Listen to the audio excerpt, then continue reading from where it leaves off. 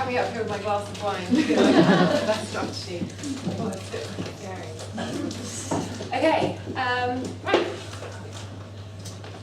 So my name's Kate. I'm a sort of accidental anthropologist doing a PhD in international development.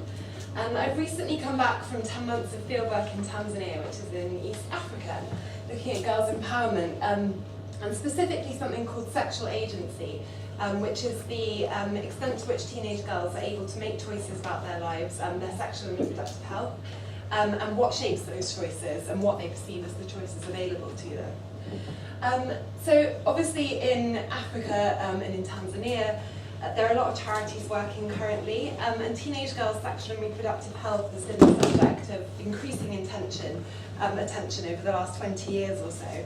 So you get a lot of work being done on issues like reproductive rights, teenage pregnancy, and a lot of this work seems to focus around education, because there seem to be a lot of benefits that accrue to girls who stay within education, particularly at a secondary school level.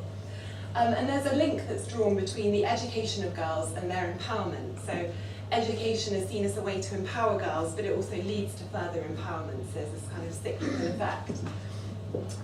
So obviously empowerment is this idea that you expand the choices that are available to girls and also their ability to make those choices. So what I was interested in, really, with my research is the extent to which this actually happens, like we sort of read in charities literature and like we hear from street fundraisers. Is this actually happening and going on? And actually in Tanzania there's been a huge amount of investment in education over the last 20 years or so. And the primary net enrolment rate is the same for boys and girls, and it's the same as in the UK actually. And there's a lot more people going to secondary school as well.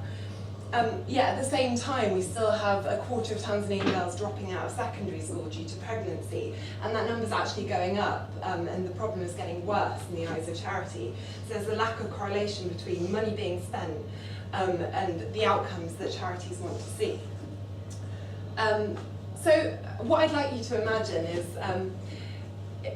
the kind of scenario that you often get presented with within charities literature of 15-year-old girls, 16-year-old girls who get pregnant, end up dropping out of school, and are therefore disempowered. So they don't get these benefits that are talked about within literature. So their children are then more likely to end up in poverty as well. So it's evidence of their disempowerment.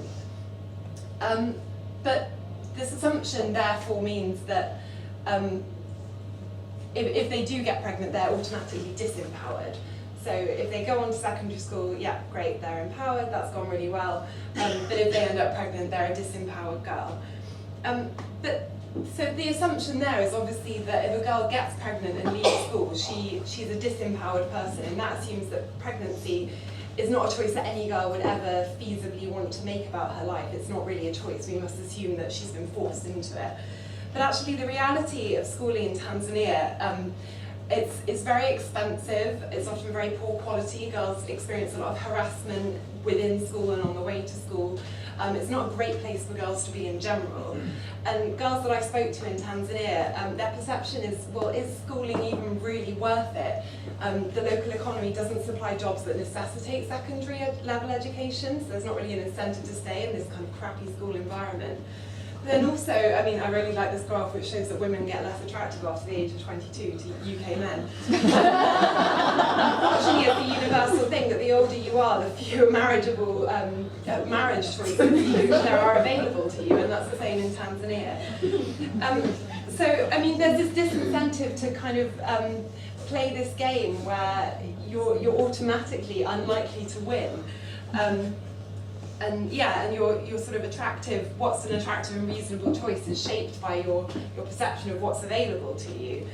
So what I would suggest is that actually charities focusing on girls' education as this sort of source of empowerment are asking the wrong questions about the choices that girls are making.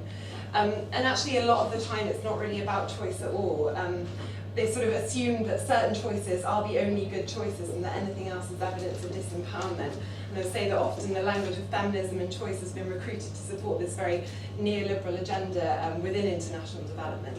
And that ignores the kind of context and structure and the economic and political issues which shape girls' lives that they're very aware of. So thank you very much for listening.